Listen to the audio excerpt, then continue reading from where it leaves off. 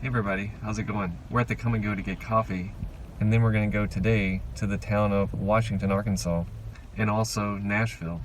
Now the town of Washington is the type of place we really like to go see because it was built up in the last centuries in Arkansas, and then because of economic, social, and political factors, the town was lost to history. The town of Washington was an early county seat in the southwest portion of Arkansas near Hope.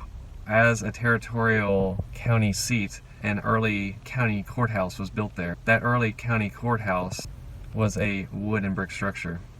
In the early 1860s, the Civil War had broken out in the southern states, and Arkansas was forced to choose whether it would join the Union or the Confederacy. The state was actually fairly evenly divided around geographical lines between sympathizing to the north and to the south. Because of its situation in the southwest portion of Arkansas, Washington had loyalty to the south and was strategically closer to the deep south states in which the Confederacy had already taken stable. Little Rock became the Confederate state capital when the entire state of Arkansas seceded from the Union. At first, as I said, the state was evenly divided, and this was also true with the state legislators.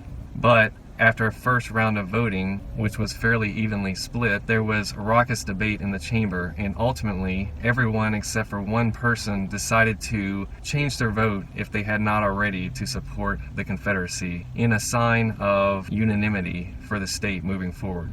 The one holdout was Crittenden, and he was later made the governor of the Union part of Arkansas because fairly soon into the war, the Union troops advanced south and took Little Rock. So Little Rock could no longer be the Confederate state capital. So the Confederate state capital moved to Washington and took over that territorial county courthouse we were talking about earlier. Now after the war was over, another courthouse was ultimately built, but still very old to us, in the late 1800s. This was a grand, more Victorian-style courthouse with a large center tower and made of a handsome brick facade. So we'll see both courthouse structures today when we go into town. The town is now a historic state park. How did this come about? It's very similar to Jacksonport that we went to in an earlier video.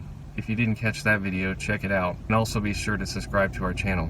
The town of Jacksonport, and this is also the same with Washington, there was a group of local citizens who saw the need to preserve the history and the culture that was embodied there. So in Washington, a local group of citizens in southwest Arkansas grouped together and formed an alliance and started to buy up the property and restore the buildings. They even went around the region and bought up other structures and brought them into the town proper. Now after they had done this in the 60s, fairly similar to Jacksonport, about a decade later the state park system got involved and it was turned into a historic state park. The park owned the land and maintained the buildings, and the Historical Society continued to restore the buildings and provide cultural assets. Today you can go to the park. There's dozens of structures you can visit, both the outside and the inside. Not all structures are open on the inside, but they rotate which ones are open. So we'll go there, we'll see which ones we can get access to. But they have a lot of trades that they show from that era, such as blacksmith shop and candle making. And of course there's the two courthouses, a lot of residences. There's a school which can be booked out for large groups, the old classrooms. And most interestingly, you can stay in the former town jail. They've renovated the old cell areas into different suites that you can stay in overnight and get breakfast in the morning. So we'll see you when we get there.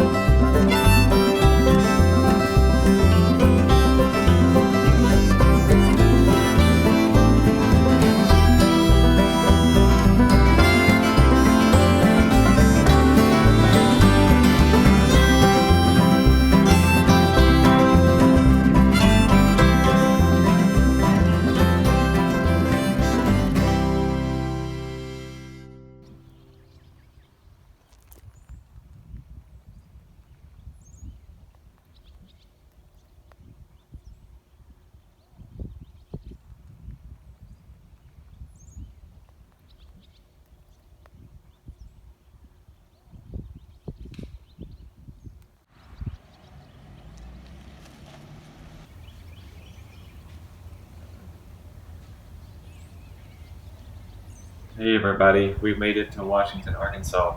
This is the historic state park, which was once the Confederate state capital of Arkansas. You can see behind us the second courthouse, which was built in the late 1800s, which is not the seat of the Confederate state capital, but was built later after the war when prosperity had come back to the city. The courthouse also serves as a visitor center, so we'll be going in there and receiving a map, and the map shows all the structures in town that we can see from the outside, and then select structures are open for presentations and exhibits. And they cover things from the pioneer days of this town, such as a blacksmith shop and candle making. And you can also go to a house that shows the construction methods of the time and how the structures would be built, both out on the outside and how they would finish on the inside with furniture and wallpaper, and how the kitchens would be laid out and things like that. So there's also a demonstration of the craft of making homes of that era. So we'll go to the visitor center, we'll get on map, and we'll go around.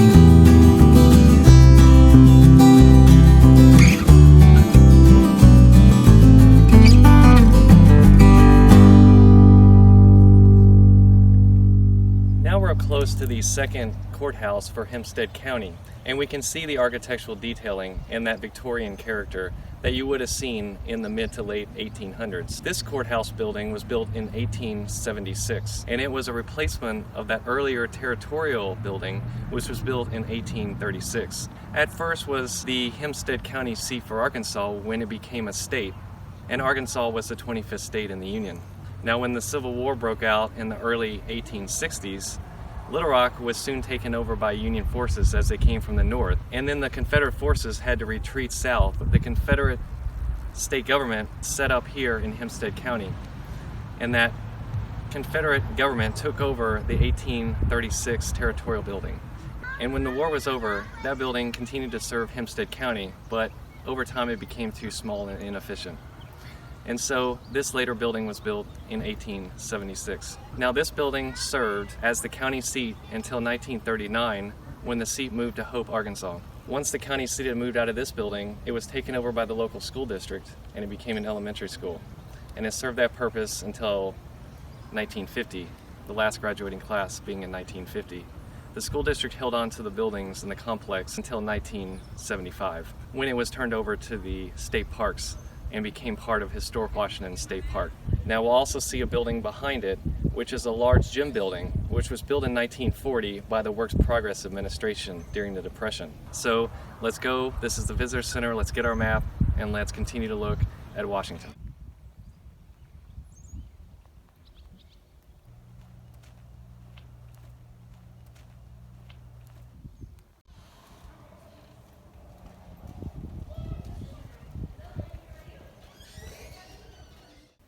Washington began as a religious settlement.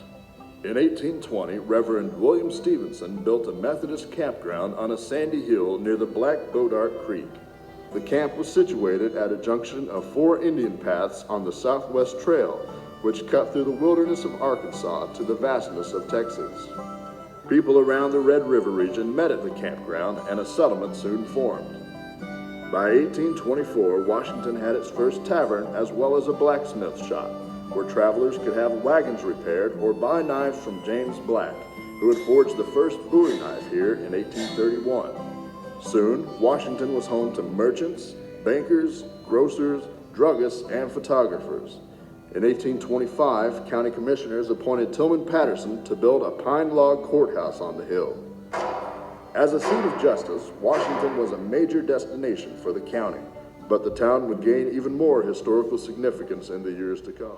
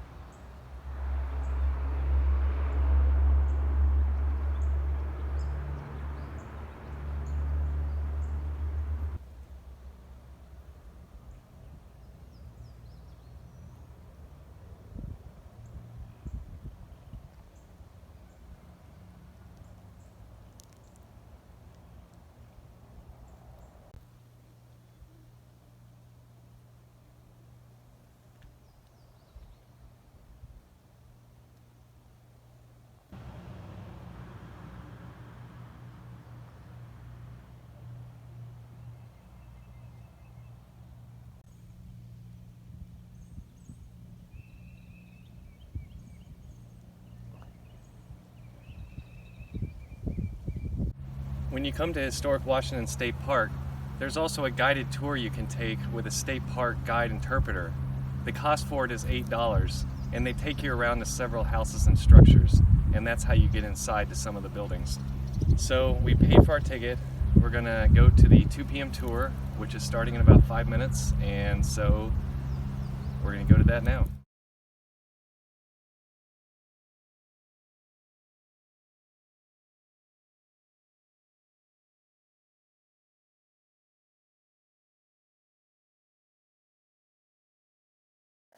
But he ended up becoming the first African American to serve on the Illinois Appellate Court.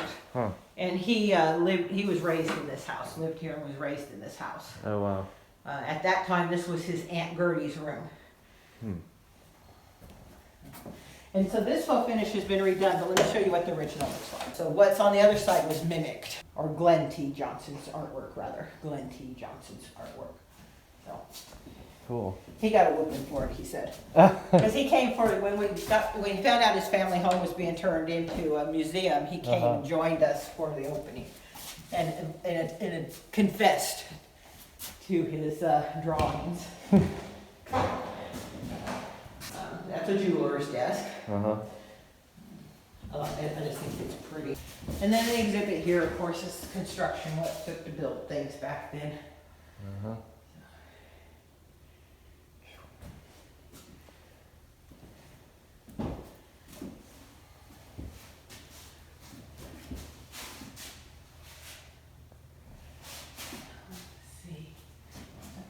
In my pockets, and I can't read nothing.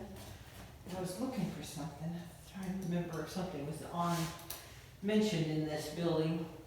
This probably served as their parlor. Okay. This was highly likely to have been a bedroom as well.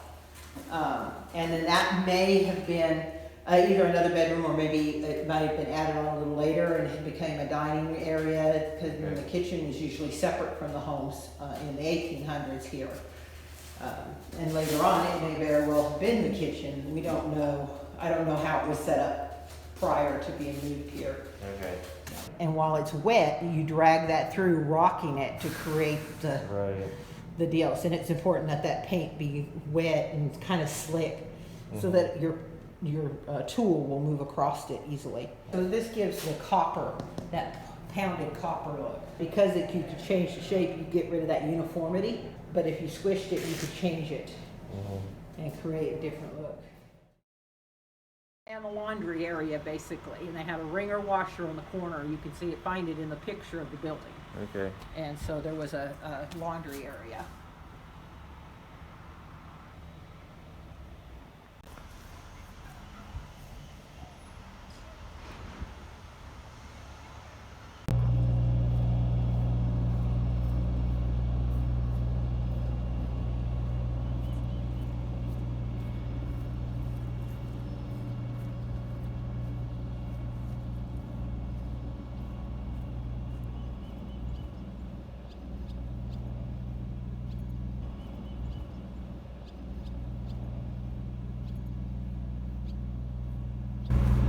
Dr. Purdom purchased it in 1857, and he bought the house and all the building materials.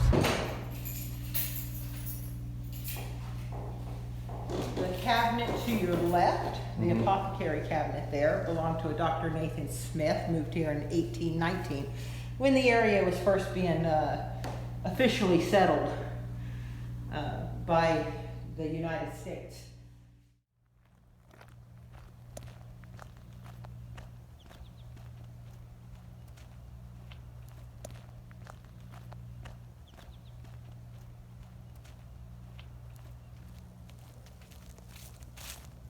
This is a good example of an urban farmstead. And so we have the kitchen here. Okay, this is the kitchen. This is the kitchen. There would have been a covered walkway for this house that went from the door to the porch. Okay. To allow them to bring stuff to the house without getting wet, or at least too wet. Has a small kitchen garden. When the Sanders family moved here, they were actually living in a little cabin on this property, which is highly possible that that little kitchen was their cabin before they built the big house. Well, this one has 2 rooms. One serves as the kitchen, and the other served later. You know, if it was originally the house, it became the slave quarters. Where they had 2 slaves serving them when they had the big house. So.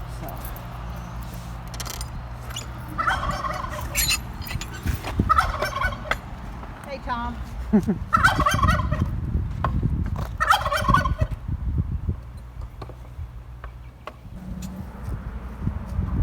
I love to hear him puff up and make noise. He growls. Shakes those feathers so they make noise. It's pretty. He's a royal palm turkey. This is all recreated. Okay. And it is usable. We can cook in it. We do demonstrations in that thing. When we get back to being normal, we can cook in there. And then this room here would have served as the slave quarters for the 2 female slaves that they had. So I can hang a pot here. Right. I can put it in here. I can add hooks and raise and lower it and adjust the heat by moving it over.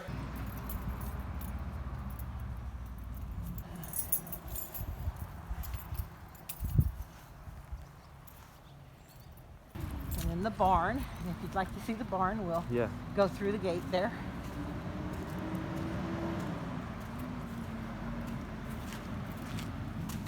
The building across the street represents a livery.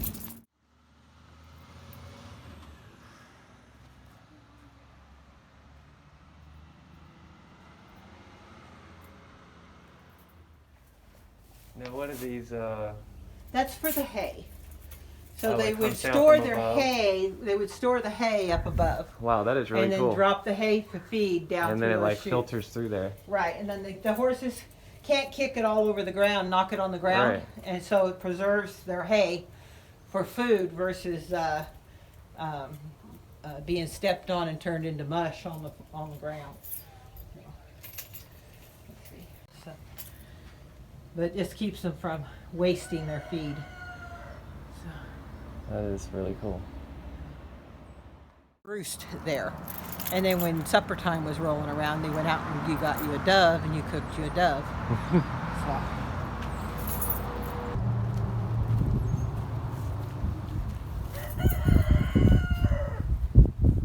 I'm glad you guys listened to me and couldn't go to bed. And like I said, it's this, the house. The first home we were in is the same design.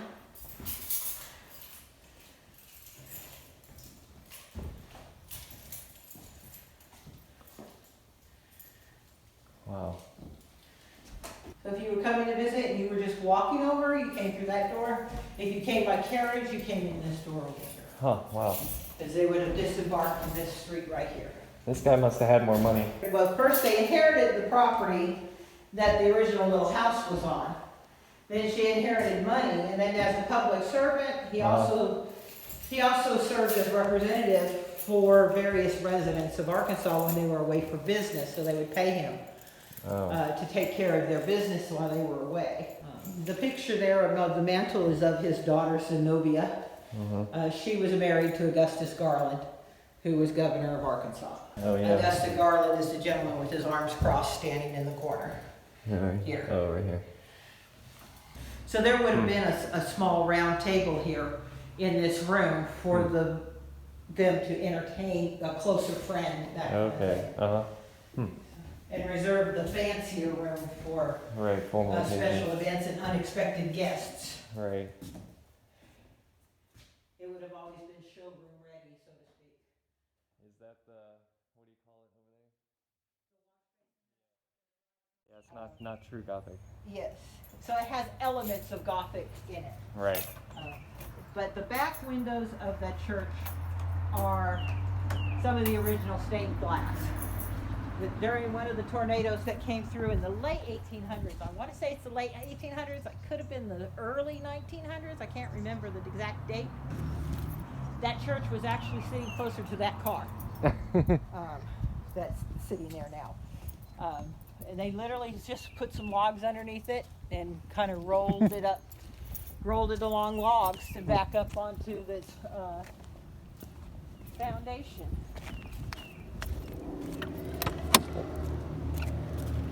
Go ahead.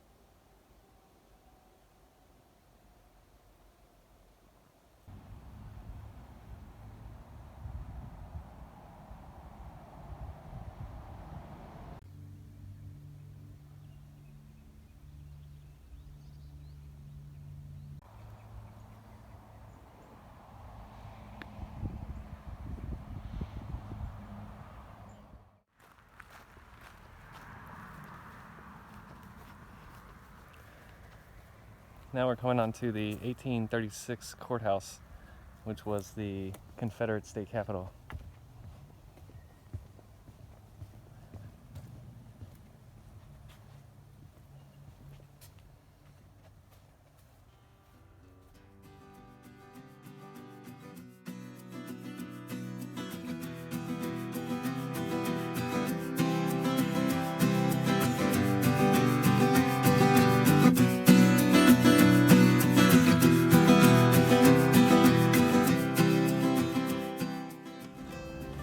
When Union troops occupied Little Rock on September 10, 1863, Arkansas's Confederate government relocated to Washington, using the 1836 Hempstead County Courthouse as their capitol building. The legislature met here September 22nd to October 2nd, 1864, and the state Supreme Court held sessions here. Washington served as headquarters of the Military District of Arkansas and as a supply post for trans-Mississippi Confederate troops. Hospitals were established in town for sick soldiers. The 12th Michigan Infantry came here in June 1865 and used the courthouse as a jail.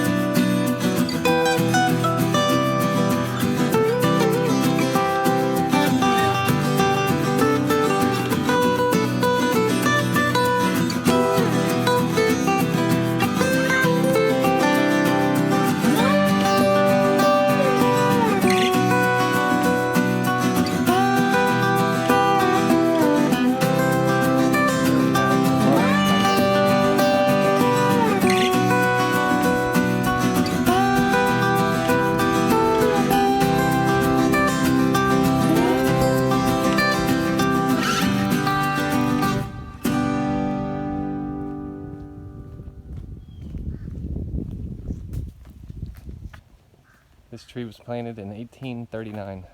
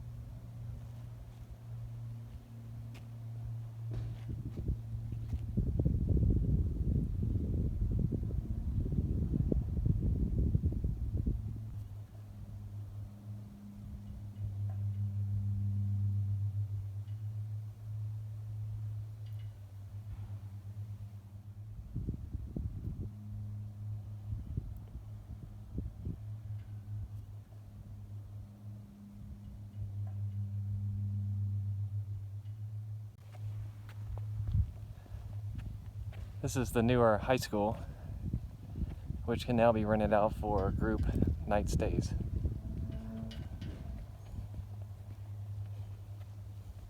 You can See some bunk beds over there. 1914 schoolhouse.